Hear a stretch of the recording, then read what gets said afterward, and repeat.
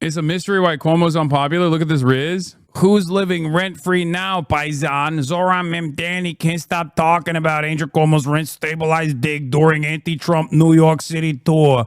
Hey, look at that. One of the most reputable outlets have written about you once again. The same outlet that brought to you important pieces of journalism like Zohran Mamdani stole a table in college. I'll have you know, you can't have a criminal scumbag like Zohran running amok in New York City. Are you fucking kidding me? Hey, I'm walking here. Yeah, this is what comes to mind instantly. Broke down the scandals dogging Cuomo and Mamdani, ties to Jeffrey Epstein, 13 sexual harassment cases, rep by Harvey Weinstein's lawyer, served as Netanyahu's lawyer, killed thousands of seniors, siphoned funds from the MTA, got $5 million for a book he didn't write. Scandals for Zohran Mamdani. Has apartment. Yeah. Once borrowed a table from student union when he was in college. I'm just glad that because Zohran is presented as a voice for the youth and presented as like a real fighter that is backed by the voters overall, he won his race, that people are finally not fucking putting up with this nonsensical bullshit. And I'm so happy. I'm so fucking happy that people are not even entertaining this at all and just simply making fun of how insane these idiotic standards are. Because this is not a real standard to apply to anyone. It's just not. It's not. It's incredibly stupid. My Nana called him a 9/11 insider agent because his dad is Muslim. Yeah, of course. Well, your Nana is fucking insanely racist. Meanwhile, Clinton Dems on Fox. These people, Democrats, question mark, are on Fox News spewing a racist nonsense about a brown Democrat who won a Democratic primary. They're scared they'll lose power and influence in a party that's dying. Instead of welcoming Zohran Mamdani and the people he inspired into the party, they choose to alienate them and move the party as far right as they can to appeal to the last 5 anti-Trump Republicans. I don't even think this is necessarily an appeal to the last 5 anti-Trump Republicans. I think this is more so a desperate attempt to cling on to power in the dying party as the original assessment made. That's it. They're speaking to no one. It's just a straightforward appeal to the Republicans to be like, hey, if you don't fucking act up real quick, if you don't get wise to the danger presented by Zohran, you're actually going to have a competitive party in front of you. You're actually going to have to do work. You're not going to be dealing with the fucking corporate Dem losers that don't actually care about any of these issues that we speak out on. This is how it always goes. When you're on the left, your enemies are all over, okay? If you are actually progressive, if you're actually a socialist, God forbid, you are going to have to deal with the Democrat Party, with the Democratic machine that is desperately trying to cling on to power so they can continue being the controlled opposition party, okay, led by carcasses that have calcified in their positions, that never talk to a real human being, let alone their fucking constituents, that get their notes from lobbyists and corporate benefactors only in these closed-door private dinners that they throw together to fundraise. And then you're also going to get shafted by, obviously, everyone from the center to the far right. They all despise you. The expectation in this circumstance is for the party to look at the momentum building on the left and say, hey, guys, I think our time is done. And if we want to save this country, if we want to preserve democracy, if we want to have a real, active counterbalance to growing fascism in this country, we're going to have to step aside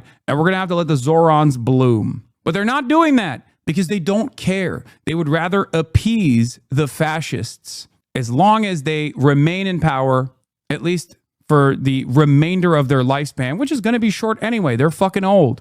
They're old. They're going to die soon regardless, and they would rather spend the last fucking decade of their life desperately clinging on the power before the administration decides that, like, they're jailing the fucking opposition anyway. This is how the story always ends. I'm reading that perhaps you've been talking to the Trump administration about how to stop Mamdani, maybe help Andrew Cuomo, maybe it's Eric Adams. I know you're not going to help Curtis Sliwa. That would be my choice if I was in New York. Is any of that true? Do you see any possibility the Trump administration might in any way try to get involved to stop Mamdani? Because I don't think they should lift a finger for any of these candidates, except for Curtis. I don't know what President Trump is going to do. I think the facts are pretty clear. You know, Mamdani is not a real Democrat. He's a Democratic socialist. And Andrew Cuomo is a real Democrat. Yes, he's a Marxist. He's a socialist. He's an anti-Semite, I believe, as well, from his comments. and he has no experience whatsoever to be mayor of New York City. On top of all that, I think Cuomo has a Democratic base and a record. Curtis Sliwa doesn't really have a chance of winning, but he's got 28% of the vote. So the Republicans could well be the ones who determine who is the next mayor. Are they going to stay home, or are they going to say, look, we really can't let New York go down the drain. We can't let New York's worst nightmare be Zohran Mamdani, which a socialist who would bankrupt it, and anti-Semitic views would divide the city in ways that would be really difficult for it to come back. I think Donald Trump is a New Yorker at heart. He doesn't want to see that happen. I think Andrew Cuomo has the experience and the guts to kind of take the city and bring it back together. And we're going to have an election. And this election is not going to be a Democratic primary, but a city that's not like D.C., it's got about 30% Republicans. So you guys are going to have to make a choice. I think mispronouncing his name as a dog whistle, by the way, nah, it's not. These guys are just, bro. They're just fucking racist. That's it. They don't know how to say it. It's too hard for them. It's not. They're not like signaling. Brother, you talking about dudes who like literally call him a terrorist, okay? I don't think they need fucking dog whistles at that point. Like, what do you mean? They're on Fox News. This guy is going to Fox News. Fox News spends a decent chunk of their Zohran coverage literally saying that if elected, he's going to do 9/11 again and again and again. What do you think that is?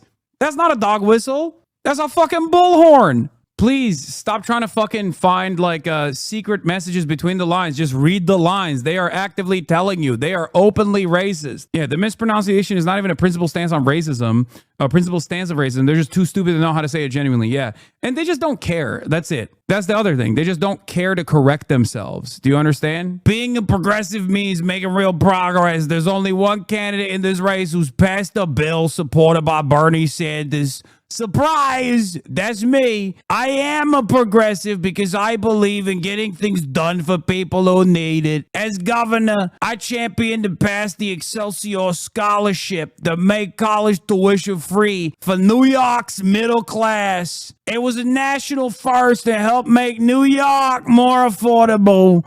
And as mayor, I will continue to further expand education opportunities for all New Yorkers. It's so funny to present Bernie Sanders as like a defender of your progressivism when he very clearly endorsed your opposition. He endorsed Zohran Mamdani. This is just an opening for you. For Bernie to go, yeah, you suck, dog. I am gay. I am black.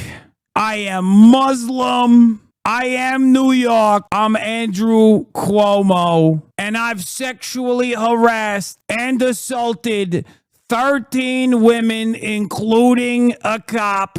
I am Andrew Cuomo, also known as cop rapist.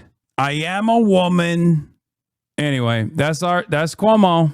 I thought you were doing a Curtis Sliwa impression. No, I'm just fucking purposely exaggerating.